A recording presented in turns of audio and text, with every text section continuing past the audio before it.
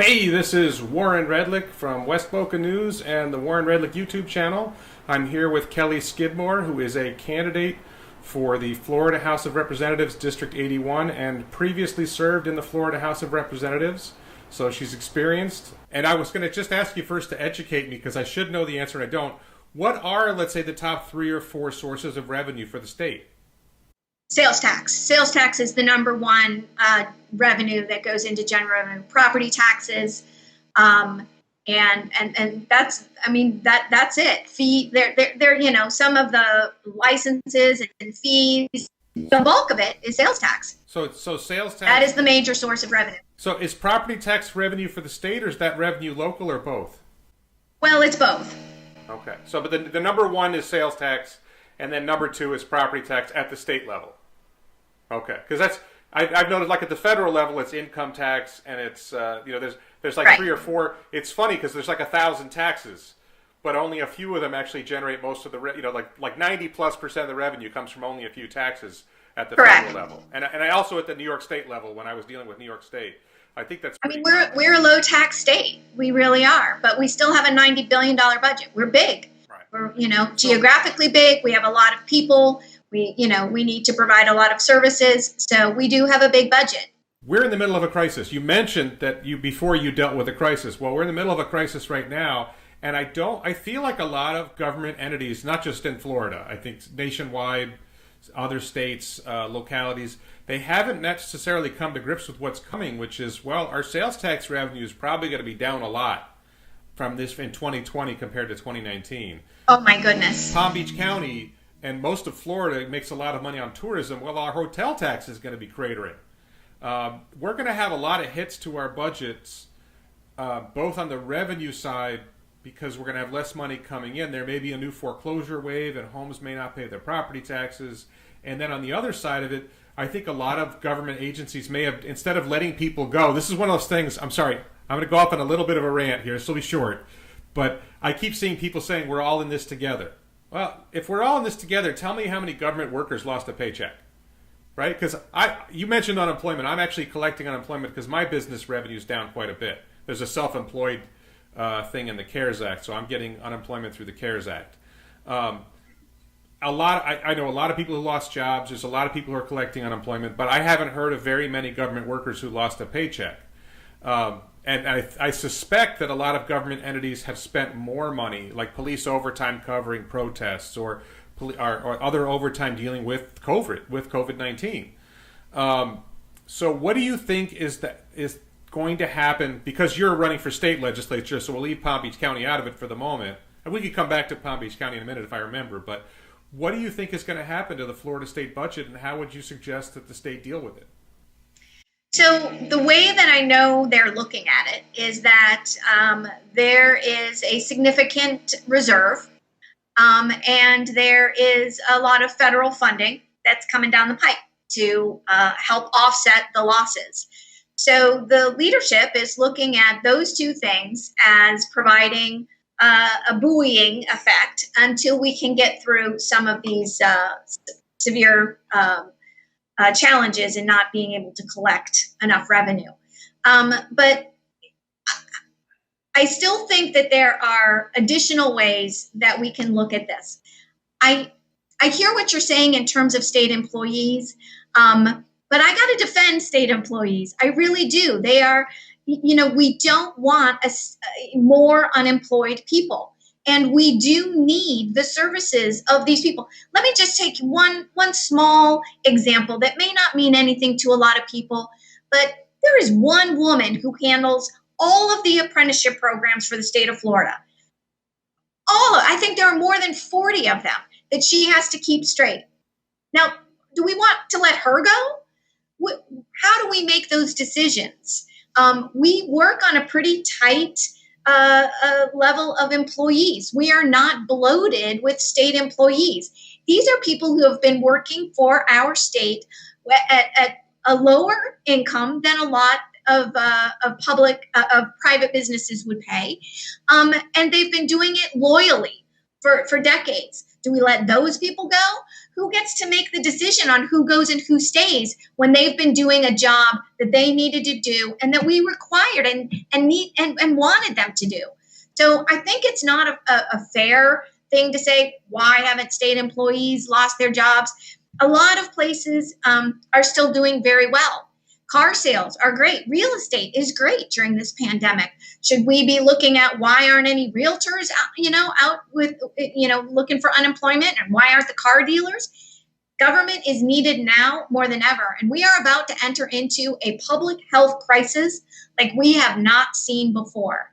And so we need those people on the front lines helping with all of this. So I don't think that a hatchet needs to be taken to state employees. Well, I wasn't necessarily a hatchet. I'm saying I haven't heard of a single worker in any government entity, not just the state of Florida, losing a single paycheck. I think I did hear maybe. Well, I think the woman who made the COVID-19 platform was one. I'm not sure who you're referring to. Rebecca, I've forgotten her last name. She was the developer of the database for coronavirus for the state of Florida, and was let go by the department and the governor. Then she created her own platform. Wait, was the job eliminated, or was she just fired? No, she was eliminated. But the job wasn't eliminated, so somebody else is getting. Well, they didn't hire anybody else to make the platform. Okay. But my point being, like, when you say, well, who has to make the decision? Well, I'm sorry. The answer is, if you get elected, you. Yeah, that's right. You and the legislature and the governor have to decide. And the reality is, look, lots of businesses have had to let people go. In my household, when revenue declines, we have to spend less money. When somebody runs a business, if revenue's down, they have to. When you talked about the economic crisis in 2008. I was running a law firm in New York, and our revenue plummeted because traffic on the turnpike, well, we call it the New York State Thruway, which is where we got a lot of our revenue. We did a lot of speeding tickets.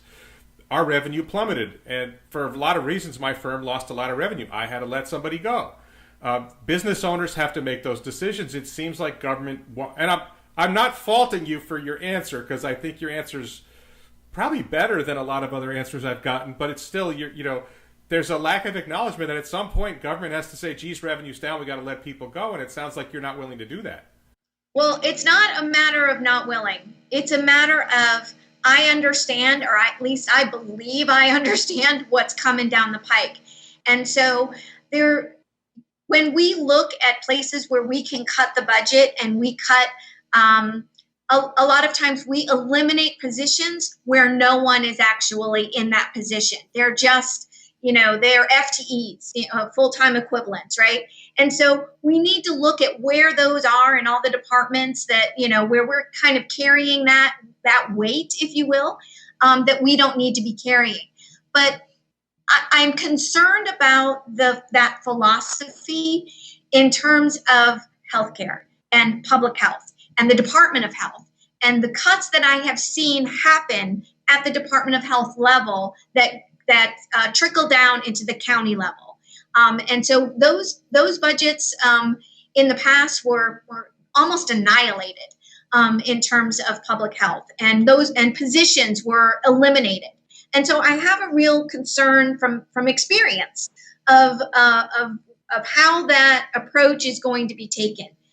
I just am wary that there is a lot of savings that is going to come to the state from eliminating positions that then create a bigger problem, because we have no one taking care of some of the needs that we have. Okay. So I think that there are again ways that we can look at it, but I'm cautious about there being this superfluous inventory of state workers. Okay, so since we kind of touched on it, let's go into one of the hot issues of the day, which is COVID-19.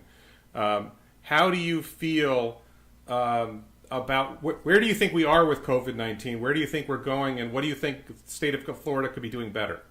Give you a nice open-ended question. Wow, that's that. Yeah. So let me start with what I think we could have done better first, because I sent a text message to a friend in Tallahassee in March that said we need to be doing way more testing. We need testing, and tracking and tracing, and we need to find the people who are positive isolate those people and inform the ones who have been exposed and quarantine those people.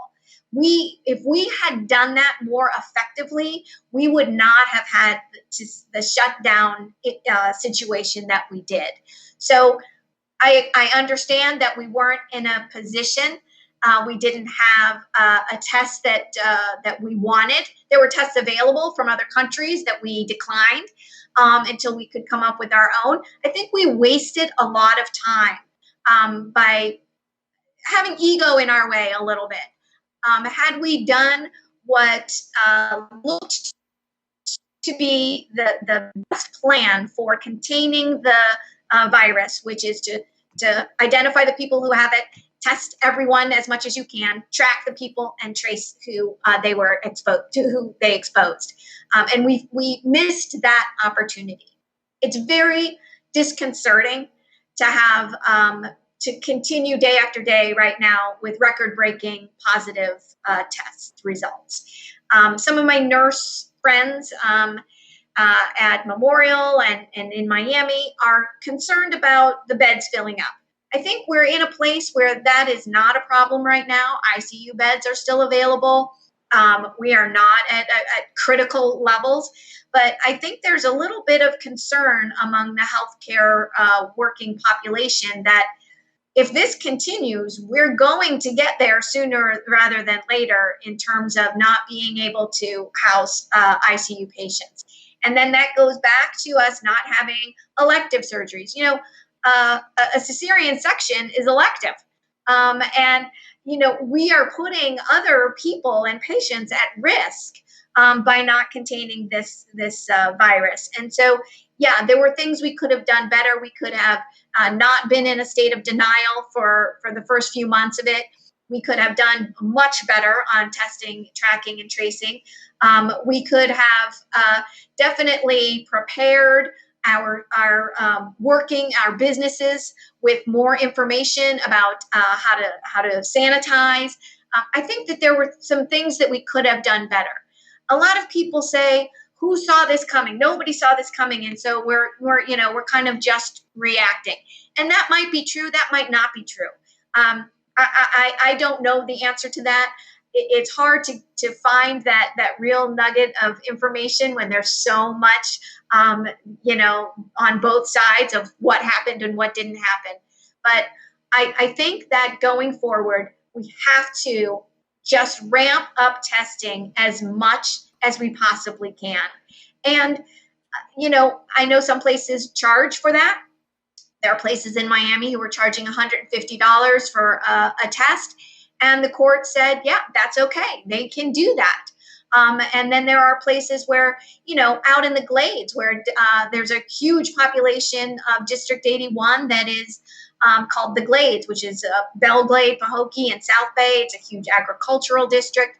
There are families who live in that area that aren't just, multifamily units. They're multifamily in a unit. There are some places where there are shared bathrooms. There are some places where there are outhouses. And so we are not addressing the broader issue of affordable housing and, other types of healthcare needs. And so it's all intertwined and it's all interrelated, that if we are not addressing public health from a statewide, national perspective, we're in for a very, very big surprise. All of these people who are unemployed no longer have health insurance. And because we didn't take the Medicaid money, they're not eligible for Medicaid. And, we tie your benefits to your employment. And for, however long that's worked, but maybe that doesn't work anymore with the gig economy and everything else. There should be more opportunities for people to access affordable health care through other options. And expanding Medicaid would be one of those. If you're not a single mom, you're almost, never going to get Medicaid. So for those single men, single women who don't have children, they have almost no options available to them. And that's a disservice to us all, because if they're not getting health care and taking care of themselves, then they have more potential to get the people they're around sick as well. Okay. And that was a big rant, and I have a whole nother mental illness part of it that I'll save for later. Well, so first of all, for those who don't know, like especially people in West Boca, the district includes West Boca Raton, and it goes up, I think, along the turnpike, and includes West Delray, West Boynton, and then it cuts over to South Bay and the Glades. I don't remember, does it include part of Lake Worth as well? But it doesn't include, it misses Wellington or something like that? I believe there are two or three precincts in Wellington, but it's really insignificant. It really skirts around Wellington and goes out up north to Pahokee and then down south to South Bay, and Belgrade's in the middle. And for those who don't know, Pahokee, Belgrade, and South Bay are relatively, like West Boca Raton is a relatively wealthy place. There's some pockets of not so wealthy, the trailer park and whatever, but even the trailer park is relatively wealthy compared to Belgrade and Pahokee and South Bay. I haven't spent a lot of time there. I've driven through a couple times, but I'm assuming that's accurate. It's beautiful. It's a beautiful place. It's a beautiful spot in the state of Florida. The lake is amazing, but it's a bit. Lake Okeechobee, I'm sorry. Yeah. There is a lot of poverty and the highest unemployment rate in the state and possibly the country out in the Glades. Right. It's a very poor area. The demographics, to be underserved. To be politically correct, the demographics might be a little different in the Glades. I don't know, a nice way of saying it. It's as nice as I can get. There's a different population there. Sure, there are a lot of African Americans. There are a lot of Hispanic folks. There are a lot of migrant workers who have been coming to our beautiful place on the planet for decades to harvest. And they're a part of our community, regardless of where they come from. They're here for months and months and months out of the year, and they are a part of this community. So I just for people who are watching and don't realize it, your job as a candidate and as an elected official, if you win the election, is you've got to represent diverse populations. Absolutely, and yes. The concerns of West Boca Raton might be very different from the concerns of Belgrade and Pahokee and South Bay, and there's a lot of factors that go into that. I'll just say that while legislators represent a geographic boundary that was drawn on a map, you really represent the state of Florida. You represent all the residents. You're not. It's rare that you're voting on a piece of legislation that we would call a local bill that only impacts the district that you represent. Almost everything that we vote on impacts the entire state of Florida. So you're getting elected by a certain group of people in a geographic area, but you're representing everyone in the state because you're voting on issues that impact them and their work and their careers and the environment and everything in their life. Okay, so I wanted to come back to the revenue issue and specifically Palm Beach County because your district is entirely Palm Beach County, I believe. It is. Okay, so Palm Beach County, we're losing a lot of tourism tax revenue. We're losing out a lot of sales tax revenue. This affects the school district. This affects the county. I have not seen any indication that our county or our school district are doing anything to address the budget. And I feel like you mentioned that there'd be federal money coming in to help. I think a lot of local governments are doing the same thing. They're just sort of hoping that the federal government's going to come in with money, which the federal government doesn't have. I mean, their revenue is going to get tanked too because income tax is going to be down, and whatever other sources of revenue they have are going to be down. But the difference is on the federal level, they print their own money. Well, in Florida, I mean, it's a deficit. It's a deficit, but in Florida, we do not have that ability. We are required by our Constitution to have a balanced budget. We cannot spend more than we have. But where I was going with that is, do you see any prospect for the state helping the counties and village and towns and cities, or are they going to have to hope that the feds help them out? Is there any prospect that the state can in some way help state and local governments deal with the budget problems that are going to come from the COVID crisis? I do not think that there is a pot of money that the state has that is available to local governments to address some of these needs. No. Okay. So let's move on. Criminal justice has been a hot issue. I covered 2 protests in Boca, which had a lot of comments from our readers while I was covering the and a lot of anger. There seems to be a lot of anger. I'm going to guess you've noticed there's a lot of angry people. I just off a tangent, I had this random idea the other day that what if, you know where the Murakami Museum and Gardens is, right? Yeah. It's a big piece of land. There's a lot of land that's not used. And I just said, hey, what if we added a Chinese museum and gardens and maybe an Indian or South Asian museum and gardens? What if we tried to do something like that? And the level of anger, it wasn't like a serious proposal. It was just like a brainstorming idea, like, what do you guys think of this? And the anger was so intense, like I was somehow a shill for the Chinese government, and I was trying to, I'm like, we still eat Chinese food. Even if you're mad at the Chinese government, there's still aspects of Chinese culture that we appreciate. And I don't, I mentioned India and South Asia, and nobody seemed to pick up on that. There just seemed to be this, and then, the Murakami's there to commemorate Japanese history, but I was struck by the level of anger, and I think the same thing with the protests. Look, we had a protest at 441 in Glades Road, Mission Bay. Yeah. I don't necessarily agree with what the kids were. I asked them some tough questions. I didn't think they answered well, but hey, they were high school kids and college kids getting out and, go ahead, fine. That's how they learn. A lot of times that's how you learn. It's whatever it is, they're getting out and they're doing something, and there were so many people who were so angry and like, oh, they're going to loot the stores. Like, no, or they're coming from somewhere else. I'm like, no, I know that kid. That kid was in the High School Musical. I'm interviewing this kid, like, and the angry. I was so struck by the anger, and we definitely saw that spike with George Floyd's murder and the criminal justice protest that followed. What's your take on Black Lives Matter, on defund the police, on the protests? Just sort of, again, an open-ended question. What do you think of all that? And maybe I'll have specific questions after I hear what you have to say. Sure, I am all for the protests. I am supportive of everyone who wants to come out and show their support for Black Lives Matter. I understand the anger, the hundreds of years that a lot of people feel that they're carrying from their ancestors. This being under the thumb. So it's a very sensitive issue, but I can tell you, young people.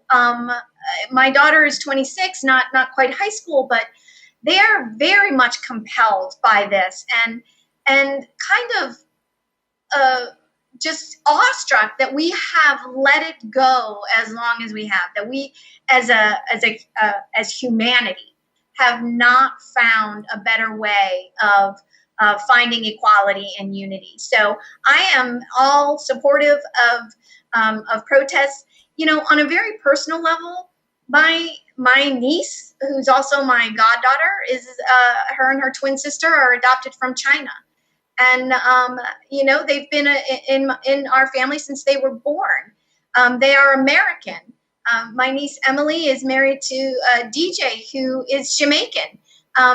There is no more room for an us and them. We are humans. We are one human community, and we need to start behaving that way.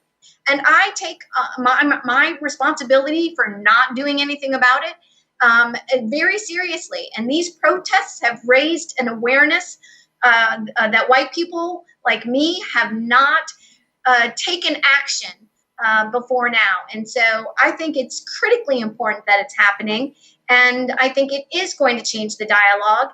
And I think that there are improvements that can be made within police agencies. Okay, so a question, you led right into the question I want to ask, actually, which is a question that I was asking the protesters. And so far I don't feel like any protester has given me an answer that made any significant difference in what would change things.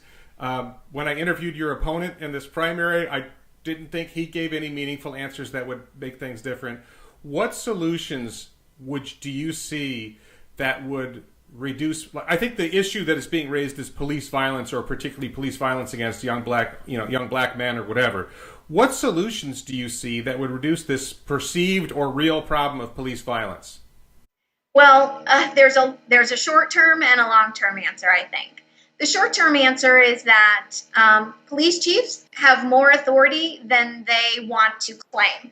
And there is a culture inside an agency that starts at the top.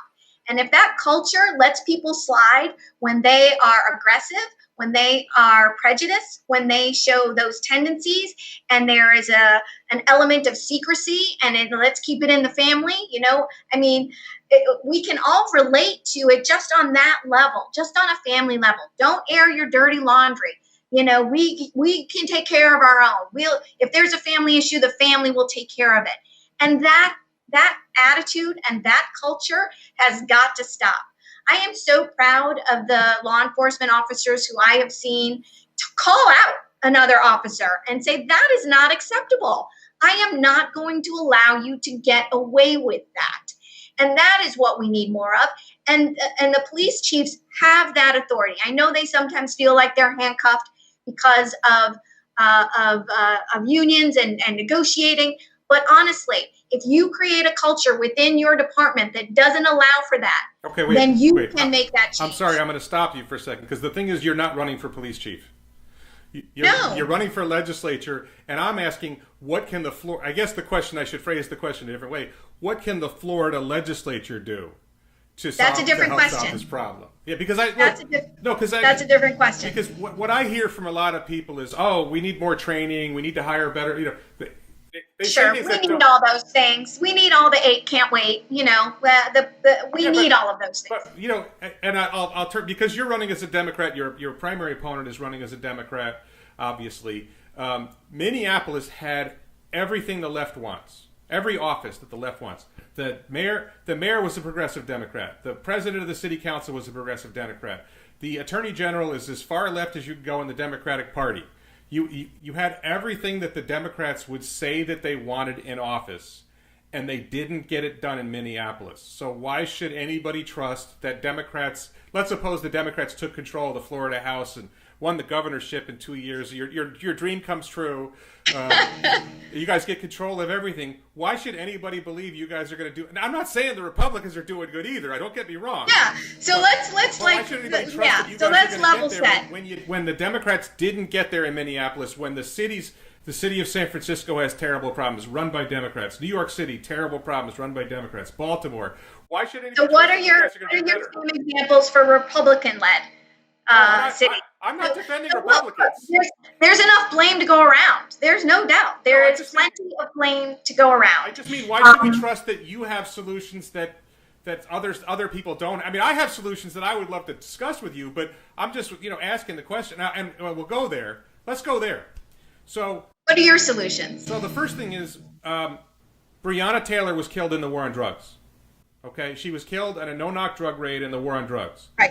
I believe, because I mentioned I was a libertarian before, I think all drugs should be legal. This terrifies my friends on both sides. Go, wait a minute, Warren, you're going too far here. But look, Breonna Taylor was killed in a drug raid. Okay, and the drug war's been going on since 1914. Harrison Narcotics Tax Act of 1914. That's 106 years. And there are still drugs in our schools. There are still drugs in our prisons. There's still drugs in my neighborhood. There's still drugs in your neighborhood. It doesn't work. Prohibition didn't work in the 1920s. We ended it in 1933 because it didn't work. We know that the drug war doesn't work. If we ended it, we would reduce a lot of police violence, and we would solve a lot of other problems that we could talk about. How do you feel about the prospect of legalizing drugs? And I asked your opponent this, by the way.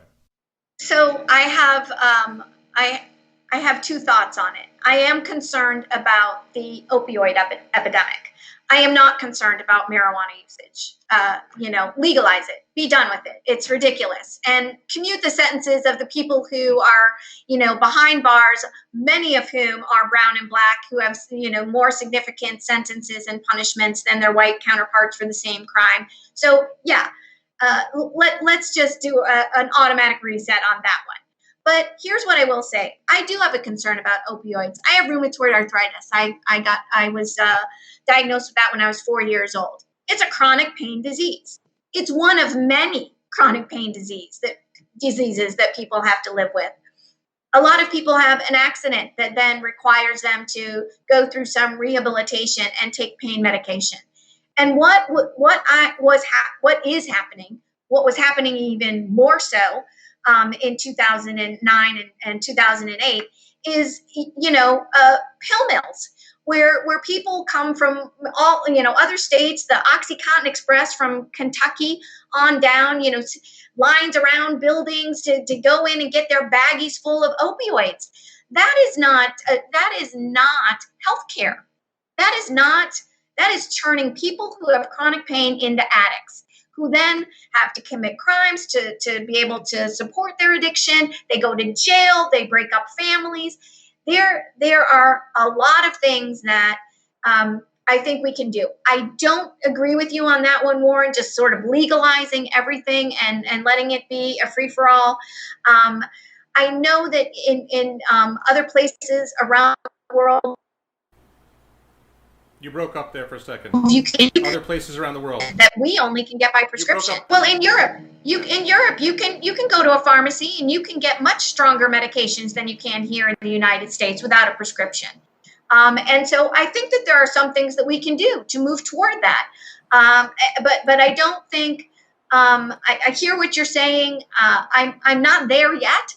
To throw it all out the window. Well, let me use your rheumatoid arthritis point against you. Okay. Okay. You're in the doctor's office. You're talking with your doctor, and your doctor says, I'd like to prescribe you this drug, but there's a bureaucrat in the room with you, and he says no. That your doctors are constrained. They feel restricted in what they can prescribe. They're afraid to prescribe narcotics to patients who need it because of people like Dave Ehrenberg scaring the crap out of everyone. And not just Dave Ehrenberg. I'm picking on Dave Ehrenberg because for my own personal reasons. I shouldn't pick on him in this context. But because the argument that you are making puts a bureaucrat in the room with you and your doctor isn't giving you advice straight up. Your doctor's afraid to tell you what medication might be best for you, afraid to prescribe the medication that might be best for you. And I would rather that you and your doctor make that decision without a bureaucrat in the room. But your position. Well, then you need to eliminate the insurance companies because that's the bigger bureaucrat in the room. Well, those are two different questions. The doctors aren't afraid of reimbursement. No, if I have to wait a minute, Warren, if I have to fail on 4 medicines before I can get the medicine that my doctor wants me to have, that's a bigger bureaucrat in the room. The insurance company that requires me to fail on 4 different medicines when my doctor knows are narcotic or not, that's a bigger bureaucrat to me. Look, a lot of these medications were designed for end-of-life care. You were going to get addicted, but it didn't matter. It was at the end of your life. These are highly addictive medications, and people are unwittingly turned into addicts because of them. That is a bigger public health issue than doctors being able to nilly-willy write for anything without any concern. There are great doctors. There are great noble policemen. There are also bad actors in all these professions as well. And unfortunately, we have to regulate and legislate for the worst of the worst. Well, and that's where we are. Well, we don't need doctors involved if I can go to the pharmacy and get what I want without a prescription. But when you talk about addictive, tobacco is the most addictive drug out there. It kills 500,000 people a year in the United States, and you don't need a prescription to get it. And, right. And I'm not saying that it's a good thing that tobacco kills so many people. What I'm saying is we made a decision with alcohol in 1933. We made a decision somewhere along the way with tobacco, or maybe we just never made a decision with tobacco.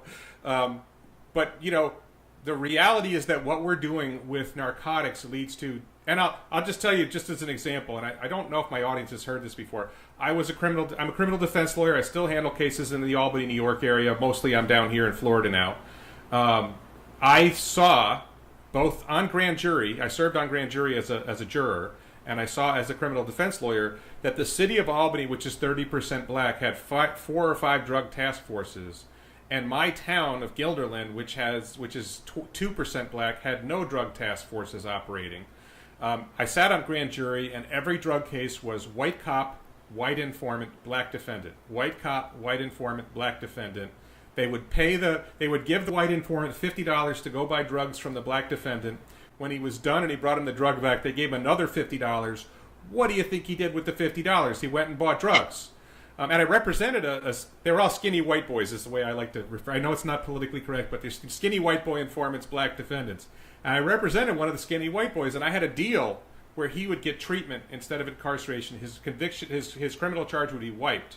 And he turned it down because they offered to let him be an informant so he could keep using drugs.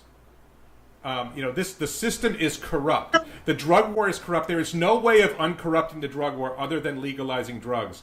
And until people in positions, I'm not saying, I understand you might not be able to say it on the campaign trail, but if you get elected, I hope you will think about what really happens in the war on drugs. How many people like Breonna Taylor have been killed? How many ways the system corrupts police officers, informants, how inherently racist it is, and recognize it's not just marijuana.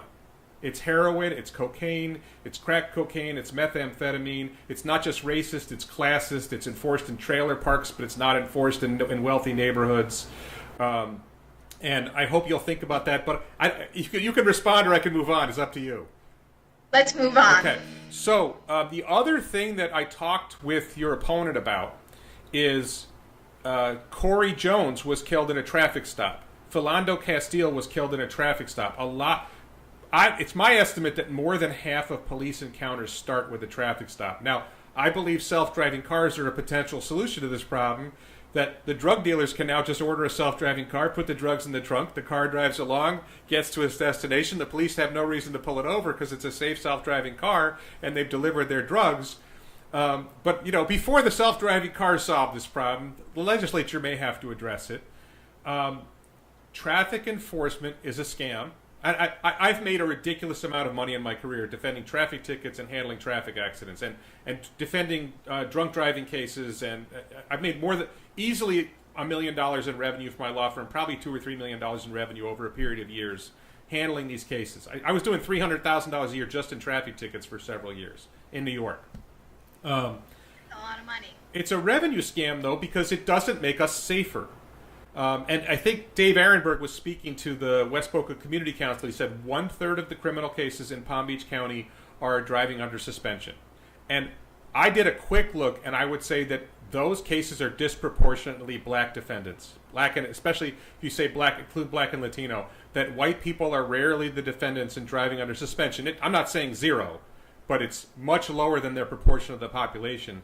A lot of these laws disproportionately impact on people of color, on minorities, on the poor. And it doesn't make us safer.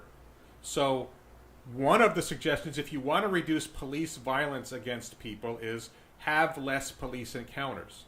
So if you stop having police, confronting people in the parking lot of O'Connor's Pub in Sandalfoot Cove, where they look in the window and they see a bag of drugs, if you stop having police pull over for people for driving 10 miles an hour over the limit, 15 miles an hour over the limit, whatever it is, you're going to reduce the amount of police violence as well.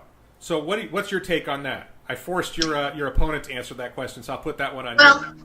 Well, I'm curious what the offset is. If all drugs are legal and the police are no longer controlling traffic or regulating traffic, you're still going to have those folks who are very negligent drivers, are going to put other people in danger, and they are there with the police, on the roads now.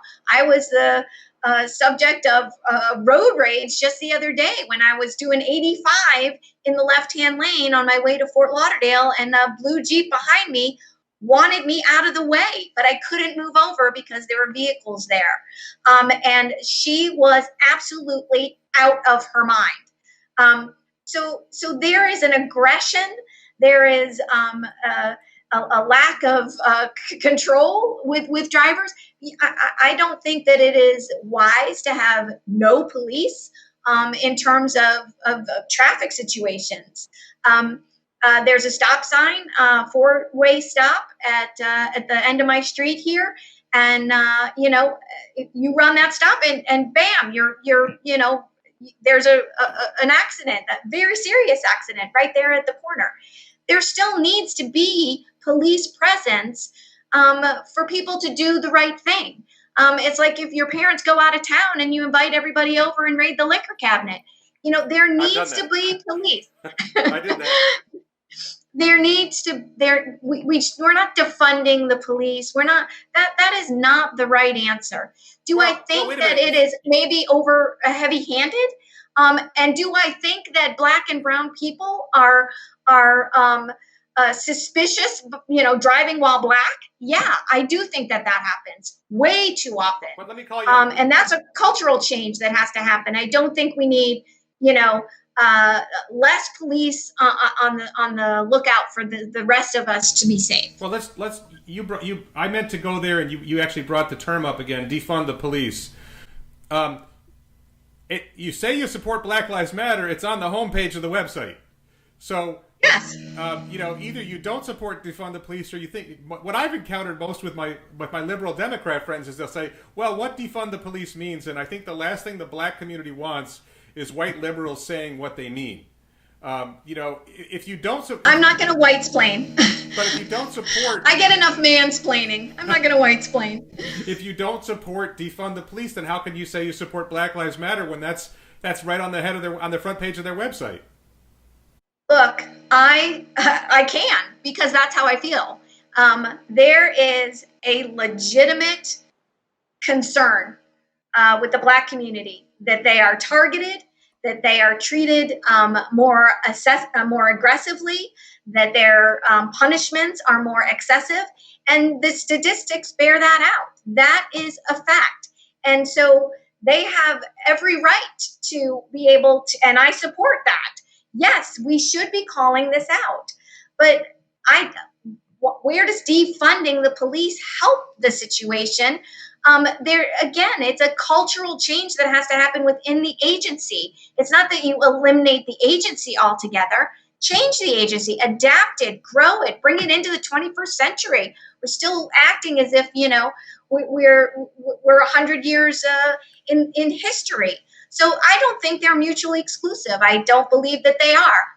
I think I can support the police and the noble people who go into that career to protect and serve, and the bad apples that make everybody look bad, just like the bad apples in the legislature, need to be dealt with. But Black Lives Matter has a legitimate concern, and they have the statistics to back it up, that there needs to be a shift and a change. Okay. And I support that. So what can the state legislature do? Give me an example of something that the state legislature should do to advance the cause of Black Lives Matter. There are some things that we can do in terms of ratios, in terms of recommendations, not necessarily laws. White people are disproportionately on boards of directors. They are disproportionately leaders of companies. They are disproportionately, in positions of authority. And so, who's on the cabinet? Who's on the Florida cabinet that's Black? That's African American? No one. No one. What are we doing? What message are we sending when we have that? We have very few agency heads who are people of color. These are the kinds of things that as legislators we can insist upon. These are the kinds of things that we can lead, where we can lead by example. And those are immediate things that we can do. Okay. So I want to turn to West Boca because my audience is in West Boca. Primarily. I mean, we have some West Delray, we have a little bit of Broward and East Boca, things like that, but our audience is pretty focused on West Boca. What are you hearing from people in West Boca and West Delray as issues that they're concerned about? Well, I think traffic, congestion, school, a lot of capacity in schools, issues that affect suburbia, right? So those are the main things. There's not a lot of economic concern. There's not a lack of jobs, or at least there hadn't been. There's an element of crime, but it's not severe. The main things: quality of life issues, the environment, traffic, and schools. I think those are the big issues that I mean, my sister lives in Mission Bay. My niece and nephew live just across the street from there. Those are the issues that they're worried about. My nephew's 2 years old. Where is he going to school? Where is he going to pre-K? How is he going to get there? Who's watching him when he's not there? Those are the things that families are dealing with. And that's what's happening out in West Boca. So you mentioned traffic, and I have my own little bugaboo that some people agree with and some don't. Glades Road, FDOT had a plan to extend Glades Road across the canal into Broward. Glades Road turns left around West Boca High, goes south, meets up with Palmetto Park Road, and goes over the canal, and it could go over the canal, meet up with University. And the reason I talked to an FDOT engineer about this a while ago, several years ago, that the worst intersection on 441 is Hillsborough, just south of the county line. That intersection really backs up. Glades Road gets a lot of traffic too, but Hillsborough is particularly bad. And the feeling at FDOT is that if they were able to put a small bridge, one lane each way, for the end of Glades Road onto University, because they're one lane. University is one lane each way. You wouldn't need to put more than one lane each way. It wouldn't create a huge volume of traffic. That would relieve traffic on 441. What do you think of that idea? It seems plausible. Is there any kind of an annexation problem? What's the holdup to doing it? Well, FDOT, I don't know the answer to that question, but FDOT can do it if they want.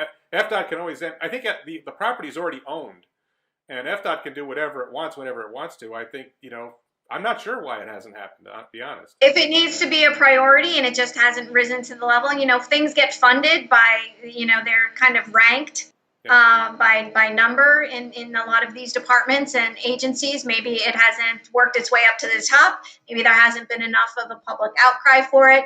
I'm not sure why, but I see no reason why that would be problematic. I grew up in Deerfield Beach. If you went out to 441 when I was a kid, you packed a lunch because, you just didn't go out that far. Yeah. But it's a whole new world now, and there's no reason, as long as there are no environmental reasons, if we're not, disrupting some species or something that is preventing our ability to do that.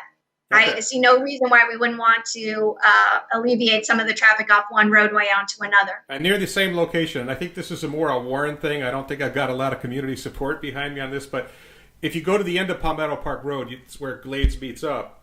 There's a little smaller canal there. If you jump the canal, there's a big piece of land that used to be called the Parker Ranch. And if you go out Loxahatchee Road, there's a Wawa on 441. If you go out Loxahatchee Road to the end, it's a big section of land on the right. It's 3 to 5 miles long. There's a huge piece of land. If you're at the end of Palmetto Park Road and you look, there's a sign that says it's the future home of the Fran Reich Preserve. Fran Reich was... I remember Fran. Okay, so... I remember Fran. But it's been the future home of the Fran Reich Preserve for as long as I've been here, which is 9 years. I think it's been the future home of the... So my question is, when does it become the present home of the Fran Reich Preserve? What can we do with that piece of land that would be... I think one of the ideas... Does the county own it? I believe that the South Florida Water Management District owns it now. The county bought it in an eminent domain proceeding about 20 years ago. And they were going to put a landfill in. As you can imagine, that wasn't popular. Right. So the landfill was stopped. And then I remember that too. And so it was supposed to become the Fran Reich Preserve. And I know one of the things that they're supposed to be doing with it is use it to improve stormwater management, because if you put some big ponds, then when there's heavy rain, it can take water and keep it from any. If you have a family member in Mission Bay, you probably know their lakes get pretty high when there's a heavy rain. Yes, they do. My sister's on a lake. They get more than we do. I'm in Boca Falls, and it hits Boca Winds and it hits Mission Bay. It doesn't hit Boca Falls as badly. It hits the entrance to the Loggers Run Middle School parking lot too, and Spanish River High School parking lot for some reason gets flooded. So, how do we get that something? And I think the Army Corps of Engineers is there, and it's almost like it's a mess, and nobody has any idea who's responsible for it. So it sounds like a lack of leadership. If you've got the Army Corps of Engineers involved, you've got the South Florida Water Management District involved, you've got the county involved. Those are a lot of agencies that are, that are too many chefs in the kitchen. So somebody needs to take the lead on that.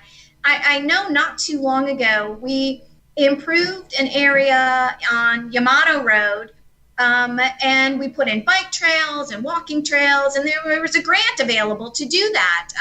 I don't see why that is something that could not be accomplished or why it hasn't been accomplished. Right. My only response would be it's just a lack of someone taking ownership of it and making it happen. Yeah. I know the Army Corps of Engineers is difficult to deal with. You know, they're a very large bureaucracy, and it's sometimes very, very hard to get them, you know, off the mark. So that could be the holdup. But certainly there are new members of the South Florida Water Management District now since Governor DeSantis came in. Maybe it's a new day to approach those leaders and ask for some assistance in getting that accomplished. Yeah, and you know, like, we love South County Park. But South County Park doesn't really have good walking trails. It doesn't really have, you know, the Dagger Wing has a really short, boardwalk area. It seems to me that we could do more, something like that in the Fran Rice Preserve, and that would bring a lot more recognition. I know there are plenty of people looking for safe places to ride their bicycles, so it would be ideal. Yeah. Okay. So I guess the last thing I want to ask you about before we get close to ending, I'll give you a chance to just speak generally at the very end, but how do you see the campaign going? What's going on? I believe you have a primary opponent. I think there may be a general election, a Republican opponent who probably doesn't have funding, is my impression. So there are 2 Republicans in a primary and 2 Democrats in the primary. Right. And so the winner of each in August will go against the other through November.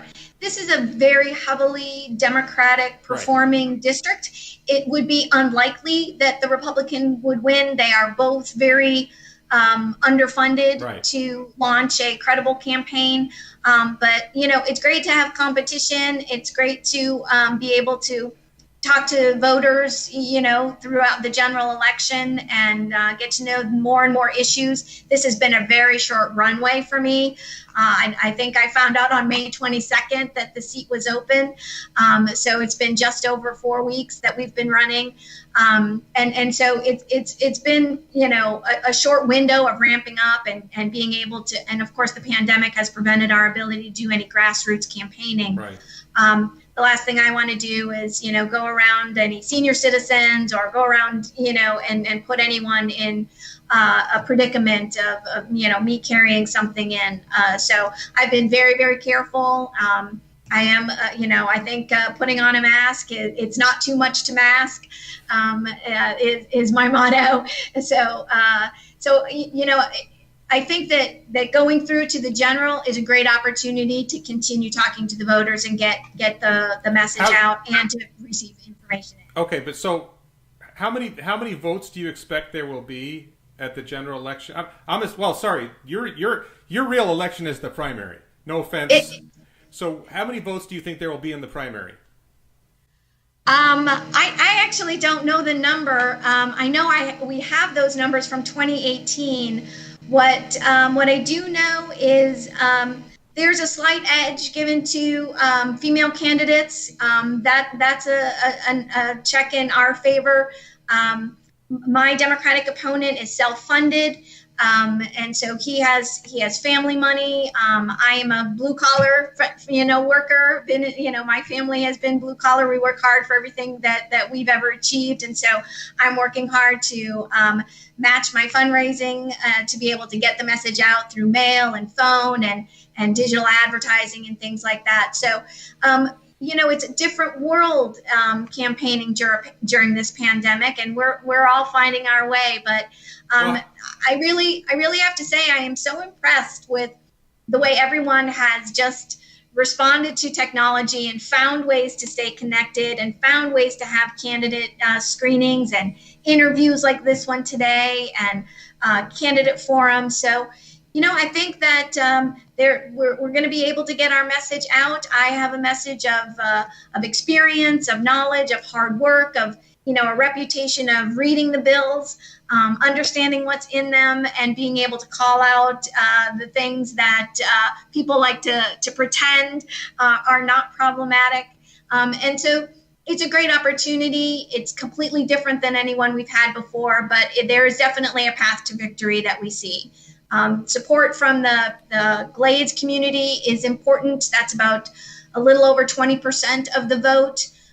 Women are about 62% of the vote, if I have my numbers right.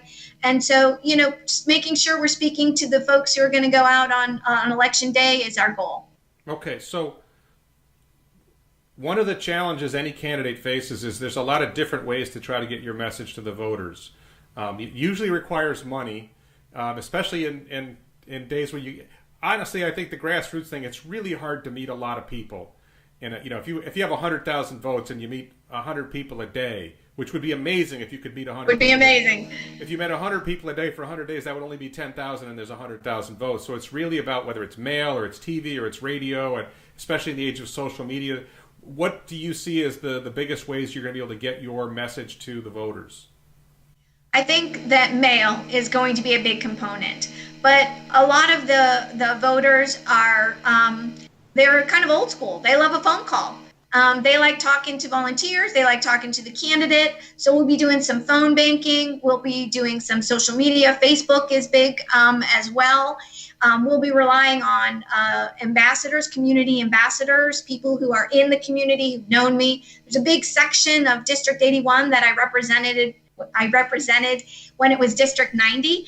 So, I still have a lot of recognition in some of these communities, and we have ambassadors who are going to work from the inside. We're going to do digital advertising. I don't think television is worth it. This is just a small window of opportunity here. We're going to have to really target the voters, and that's how we're going to win. Okay, so I've run out of, I probably should have asked you something else, but as usual, I often forget where I want to go. But I want to give you a chance if there's anything else you want to say to the people of West Boca and beyond about what your goals are, however you want to finish. What else would you like to say? Well, first, Warren, thank you. Thanks for having this forum. Thanks for your vision. You mentioned several times that a lot of people may not agree with you, and I just absolutely love that you think that way. We're all thinking the same way. Somebody's not thinking. So I love that you have these ideas. That's where visions come from. That's where dreams come from. Elon Musk is certainly doing that with SpaceX, and Ray Dalio is doing that with OceanX. All of that stuff is happening right here in Florida, and we're really not taking advantage of it in the way that I would like to see. So there, in the rest of the country and in the rest of the world, there is something that is commonly referred to as the blue economy. And we do not talk about it in the state of Florida, which is just shocking to me when we have the Gulf on one side, the Atlantic on the other, lakes like Lake Okeechobee, rivers that run north, estuaries and springs. There is so much opportunity for us to be the leaders in capturing the blue economy, in commercializing the research. At FAU, they can kill pancreatic cancer cells using the elements of a deep water sponge. There are so many fascinating things that are happening in Florida, and I want to be able to promote those. I want our economy to be diversified. I want us to be talking about sea level rise and climate change. Now that Senator Scott is gone, we're actually allowed to say climate change in the Capitol. We weren't allowed before.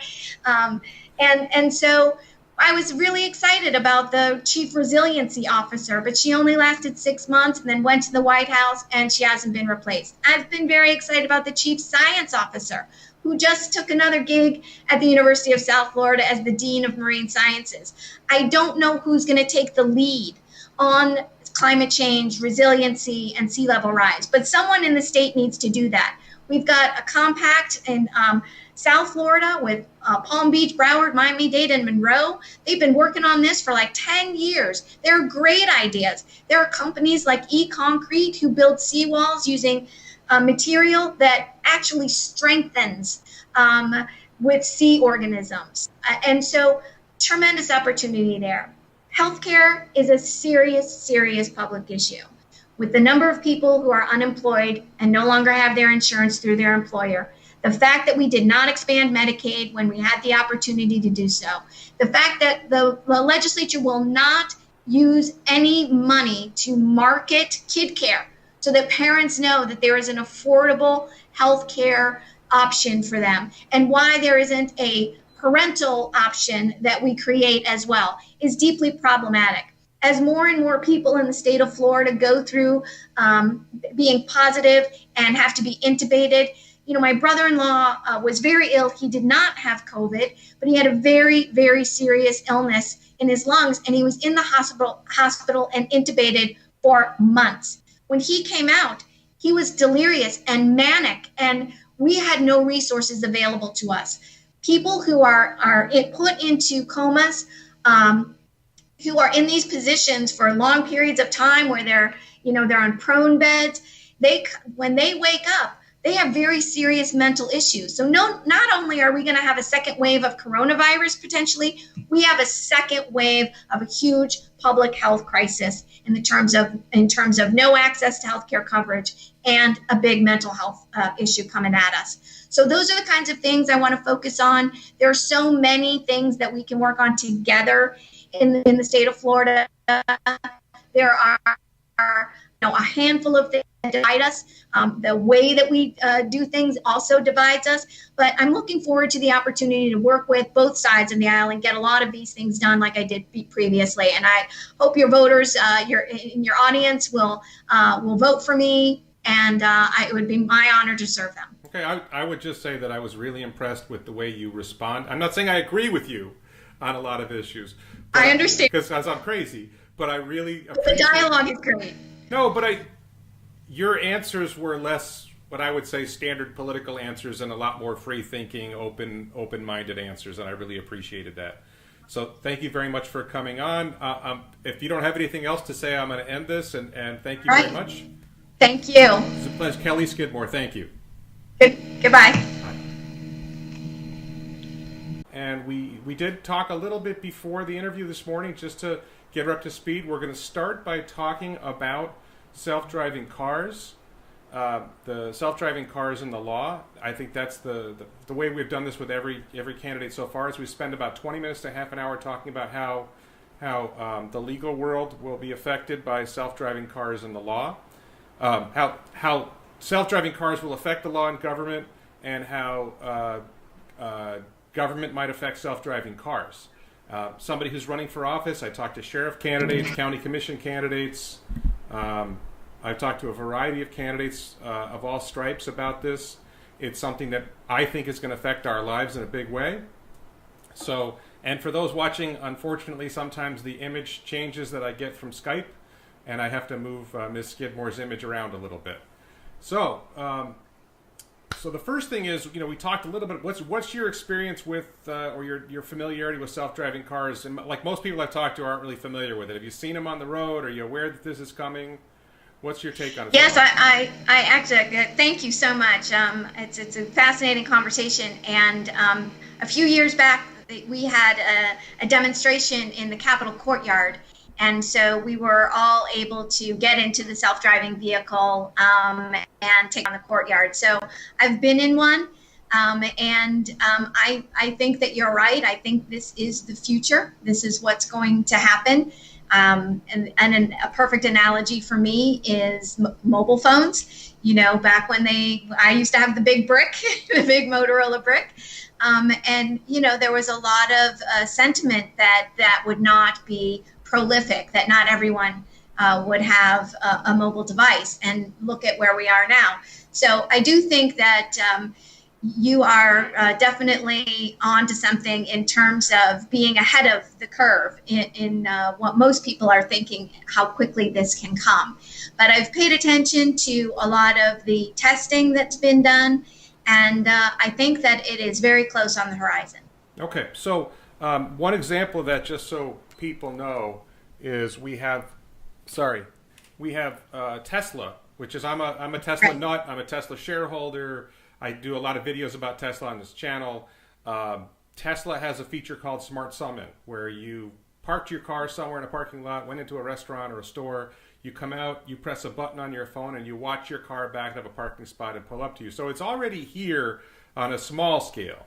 And then a lot of people, the same people who have that feature, it's called full self-driving, navigate on autopilot, and they're able to drive their car. And I've driven it myself. My friend in Boca Falls has a Tesla Model 3, and I We drove up to Delray Marketplace, and I drove home, put it on autopilot, and it's driving down US 441, and the car's driving itself. And that was several months ago, and it was limited in a lot of ways, and a lot of those limitations have been removed. And Elon Musk says he hopes to be, quote, feature complete by the end of 2020. Feature complete means that it can do everything. It won't necessarily do everything well. And the hope is that it will, once it's able to do everything, it will learn from its driving. That's the way neural networks work.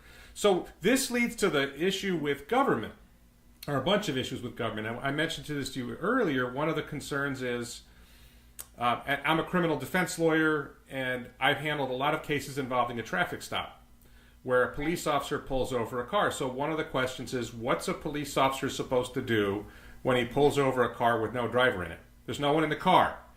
And there's a paperwork requirement for the courts that you're supposed to physically hand somebody a piece of paper, the ticket, or a lawsuit, or whatever it is that you're dealing with. And there's nobody in the car to hand a ticket to. And the legislatures are going to have to deal with that. At every state, I don't think it's really a congressional issue, it's more of a state issue. What do you think the Florida state legislature can do to address that? How could they approach that kind of problem? Sure. I think that there's going to have to be change to allow for the delivery electronically. Just as you get a ticket when you go through a red light and a picture is taken, or you go through a toll and you don't have the proper device, or you don't pay the fee, you get a ticket by photo from your tag. I think that is the way that is probably going to have to be approached. So depending on whether, like you said, does the ticket go to the owner of the vehicle or the person who developed the software? I think those are some big issues that we have to grapple with and make decisions on. But I do think that there are easy ways in which we can deliver the ticket or the summons or whatever it might be electronically, just like we can now do electronic signatures on almost any official document. Yes, we do a lot of that is a big thing. As an attorney and a real estate agent, there's a lot of electronic signatures going on. Right. So, especially during a pandemic when you can't really be face to face, or it's not safe to be face to face. Right. So this also leads to budget issues, which is and policy issues. So the perception of those of us who believe in self-driving cars is that they are going to be inherently much safer than human drivers. That in some ways they already are. The Tesla, we're trusting Tesla when they say it, but the number of crashes while on autopilot is less than the number of crashes while the vehicles are not on autopilot. It's already safer, arguably. But they won't drink, they won't be on drugs, right. They won't get They're not tired. Distracted. They're not putting on their makeup. They're not changing the radio station. Right. All the things that tend to distract us. They won't have low blood sugar. They won't have medical issues. They won't be eating. Right. So the perspective, and they will have 8 cameras. We have 2 cameras that are in basically the same place. They're going to have 8 cameras that are all around the car, so they're going to have better vision, and their perception is, among people like me, and I'm not saying everyone shares it. Are you still with me? Yeah. The perception is that they will be so much safer than human drivers that there may no longer be a need for traffic enforcement. And this is one of those challenging things, and I mentioned DMV to you before. It may become so commonplace that people won't bother getting driver's licenses. There will be nobody walking into the local DMV anymore because Teslas will be working directly with state regulatory agencies. And I'm talking, a ways down the road, no one is going to bother owning their own car. No one's going to bother having a driver's license. Well, I'll tell you just from my own experience, and I think that it's a little bit relatable. When I turned 16, I had my learner's permit when I was 15. I got my driver's license when I was 16. All of my friends did, my siblings did. But when our kids turned 16, they had no desire to go and get their driver's license. They didn't see a need for it. My daughter will probably never own a television and never sign up for cable. There are so many things that this generation is going to accept that they don't need, that it's easy to assume the DMV could be a part of that as well. Right, and so where this leads for elected officials is, at some point there may be a question, why are we paying all these people to sit in the local DMV? Why are we paying police officers to be out on the roads enforcing traffic when the mission is gone? and a lot of politicians are hesitant to eliminate government jobs, and to at least to admit it. Sure. Yeah, and honestly, I think in practice we very rarely. One of my favorite examples, and I'm sorry, this is not a Florida thing or a self-driving car thing, but the United States government still funds Voice of America. Voice of America was created to send, radio signals into the communist bloc, which no longer exists, to, basically a propaganda operation when, how many people are listening to the radio anywhere, but we're spending $100 million a year on this. So government agencies never seem to die even when they're no longer necessary. And it's very challenging for an elected official to say, yeah, I can see that we get rid of those jobs. And especially when it comes to law enforcement, even though we've got this, we'll talk about criminal justice later in the interview, but this notion that we have police everywhere and they're making us safe, well, all of a sudden you're not going to need police on the roads. And that's about half of what police do if you look at a lot nationwide, and I think Florida-wide. Are you willing to eliminate jobs is the question, because they're no longer necessary because self-driving cars have made them unnecessary? So here's the answer. There has to be some give and take as we become more efficient through AI, through all the technology that we are developing. We know that we are going to move in that direction where there are going to be less of those jobs. That doesn't mean that there will be less jobs overall. It means those folks will shift into other types of jobs. So, we don't want what we have now with millions of people unemployed, trying desperately to get their benefits through a system that is less than desirable. But yeah, so I'm collecting no, we don't unemployment. want to eliminate jobs. Here's what I would say. No one wants to eliminate jobs. In fact, if you hear anyone who's ever run for office, they'll tell you how they're going to create jobs. It's not the role of government to create jobs, in my opinion. The role of government is to create an environment where business can thrive and employees can find work.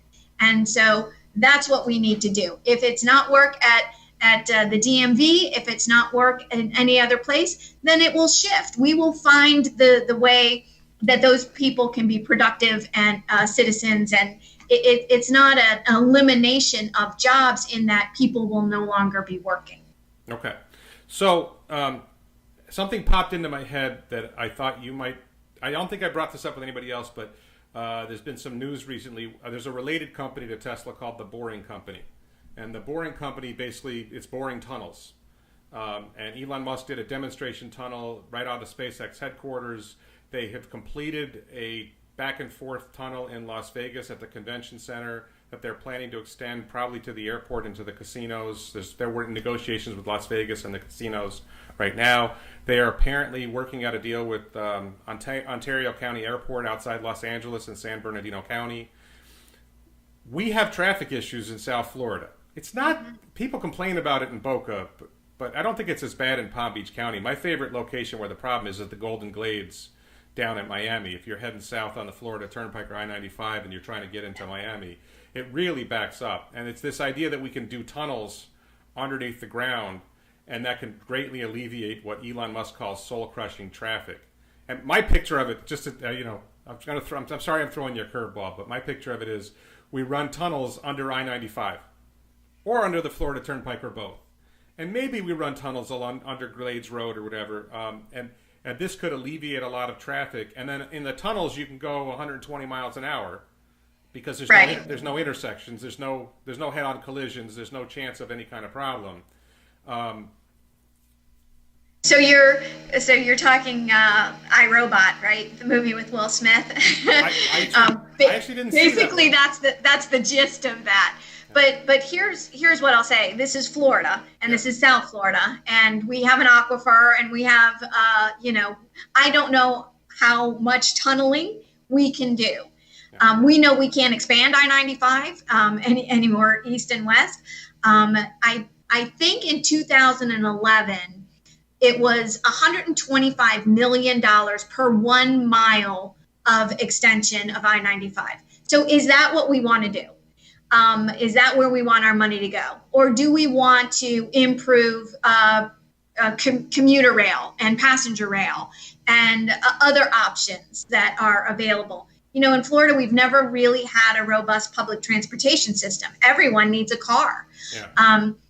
Places like Century Village are great because you can, go out of your apartment and get on the bus and go to the clubhouse, and they'll take you to the grocery store and your doctor's appointments. And that's great. It's like a mini city. But a lot of, other areas in South Florida don't have that option. Yeah. And, think about the folks that are in our tourism industry, which, we don't have a very diversified economic industries in the state of Florida. We basically have agriculture and tourism.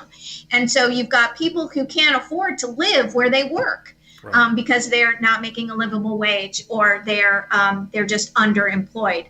So they need ways of getting east and west.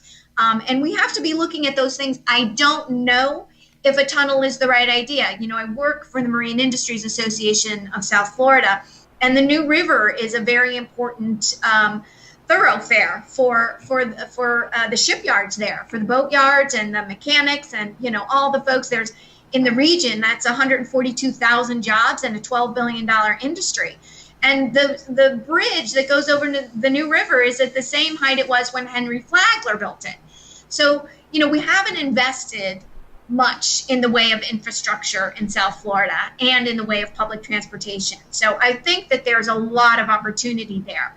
The folks at FDOT, at the Florida Department of Transportation, they're looking at those things. They are looking for those things, ways that we can improve that. Kevin Tebow, who's the secretary of FDOT, and our local guy, Mr. O'Reilly, they are great to work with, and they are looking for those innovative ideas that can help us alleviate some of the traffic congestion that we have. Right. Well, in particular, you mentioned the cost of adding a mile of lane on the Florida on I-95. They did the tunnel in Los Angeles for $10 million a mile. So, the objective right there is to do them quicker and to do them, and you don't have to worry about somebody's right of way if you're underground. It is a good question. I don't know the answer yet, whether tunneling would affect the aquifer, whether it could be environmentally safe. I would think it should be, but I can't imagine it. And we do have a tunnel running to the Port of Miami, right? We do. And there is a tunnel in downtown Fort Lauderdale. Yeah. Is it deep? Does it go low enough for it to be able to go under something like I-95? I'm not, I don't know. I don't know the answers to those questions, but, okay, there, you can double decker it, you can go under, but you can't go any wider. You know that. Yes. So getting back to self-driving cars, one of the other issues that we see with self-driving cars, I'm keeping my eye on the clock because we're going to shift fairly soon to other topics. It can have a dramatic impact on industries. So, basically it can displace a lot of driving jobs. I've actually been, because I'm an attorney and I'm a personal injury lawyer and I'm a criminal defense lawyer, I see it being devastating for those. I do other things. Obviously, I'm doing this right now. Right. But as a personal injury lawyer, if it reduces the number of accidents, it's great for society, right? We would like to see fewer accidents. If it eliminates drunk driving, that's going to be great, right? You still there? I'm sorry. Yeah, okay. Yes. So your image freezes from time to time. You do too, on my end. It's probably both of us. I don't know.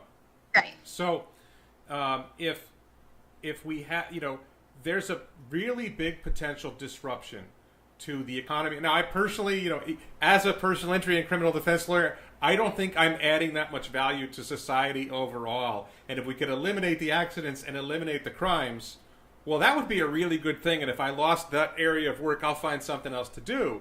But trial lawyers are very influential in places like state legislatures, and they're not going to want to give up their gravy train. So how do we allow progress to move forward without special interests keeping progress from moving? And a good example is, by the way, is Uber. I think the Florida Keys resisted Uber. I think still resists Uber. Broward County resisted Uber for a while. What do you think about, how do we address that?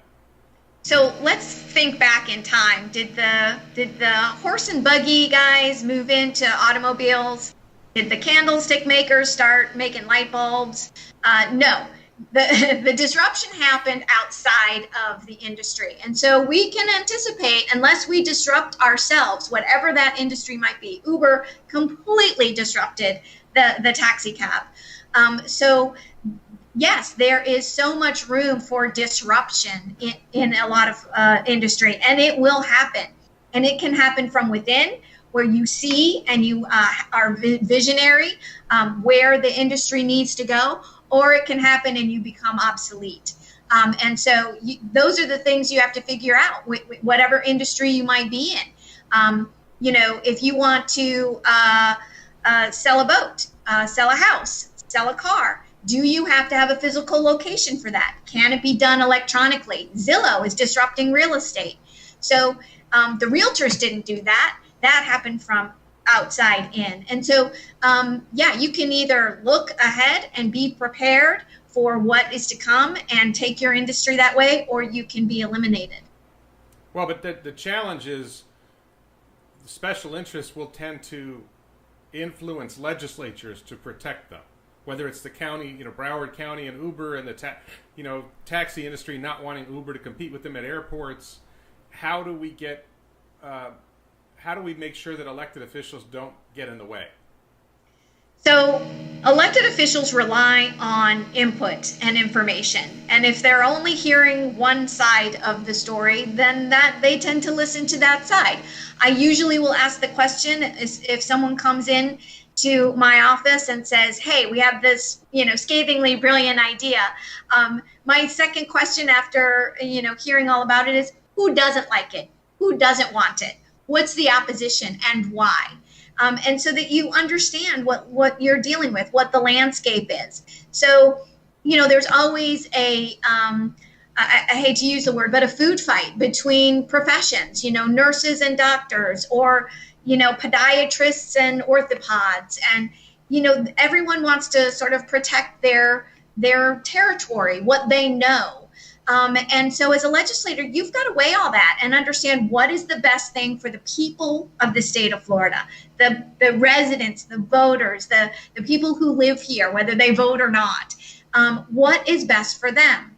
And, if you have, I know that a lot of people sometimes think that there is undue influence over legislators, because the nature of the beast is you have to raise money in order to get elected. And you raise money from the people who then come and talk to you about their issues. That never has translated to, I vote the way you want me to vote in my world, in my life. That is not what is expected when organizations or industry support you. It's, will you listen to me? Will you have an open door and an open mind? And so that's how you have to be able to assess all of these issues. What is best for the people of the state of Florida? Does it move us forward? Does it hold us back? And those are that's the balance that you evaluate all issues on. Okay. One last thing I wanted to ask you about self-driving cars is, we talked about this before we came live this morning. We talked about it. There's a concern that a lot of people have about revenue. That there's a lot of revenue generated through gasoline taxes, and self-driving cars, electric cars, don't pay gasoline taxes. So there's a revenue issue. Now, I'll be blunt. My attitude is self-driving cars are so much better. Electric vehicles and self-driving cars are so much better for society and the economy that. And the environment. Well, but sort of the knee-jerk reaction to, we've lost revenue, got to make it up somewhere, is let's tax the self-driving cars, let's tax the electric vehicles. And my attitude is, well, stop spending so much money. To be clear, I'm a registered Democrat, but I'm a libertarian fundamentally.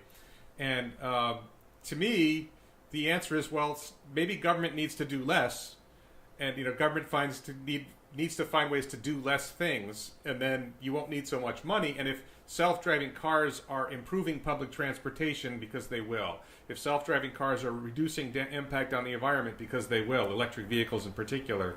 They're reducing parking problems because they're driving a lot and they're not parking as much. So many potential advantages. The last thing I want to see, and of course I'm not necessarily your average voter, but the last thing I want to see is the government answer being, oh, we need to tax electric vehicles, we need to tax self-driving cars. What do you think about this revenue issue? How do we deal with it? So I'm probably going to answer it very differently than anyone else has, and I'm going to start the answer with a question. Have you ever read the budget for the state of Florida?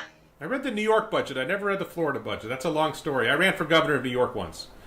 Wow, impressive! I didn't win. That's okay. Yeah. It really, it's brave and it's courageous to put yourself out there and want to do something good for the community, and so I applaud you for it. So we have a $90+ billion budget in the state of Florida, and from the time I started I was in 1996 to 2000, end of 2005. I was a legislative aide, so I was in the legislative process, and then for 4 years I was elected.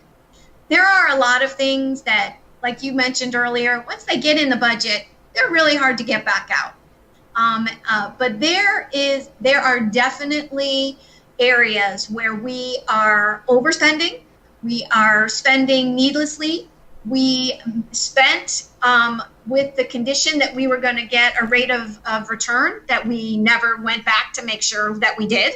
And when we didn't, we never asked for that money back.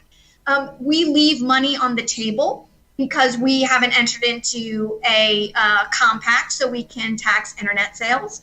We leave money on the table because we let corporations pay their income tax to private schools. And so there are ways that we can improve our revenue. We can improve our economy by diversifying it and not relying solely on agriculture and tourism. And we won't have to go tax the average citizen more than they are already taxed. I doubt we will ever have a state income tax. It's in our Constitution. We'd have to have, 60% of the population say they want to tax themselves. I don't see that happening. And I don't see the need for that. That's one of the attractions to come to move to Florida. But there are smarter, better ways to spend the money that we are getting. When I was there in the legislature, I was never in a budget year that we didn't have to cut, because it was during the Great Recession. We had to cut, and it was painful, very painful. Healthcare, public health. And those are the things we don't want to have to do. We don't want to have to do that. So we need to look at who's not paying their fair share and why, and does it make sense to switch around where that money goes. Okay, so for those of you who are watching for the self-driving car portion of the interview, we're going to shift now to talk more. I'm going to stay on the budget, but and I think this is going to be interesting if you like this stuff, but we're going to shift now. And so if you were watching for talking about self-driving cars, thank you for watching. I understand if you're leaving. I hope you'll stay anyway.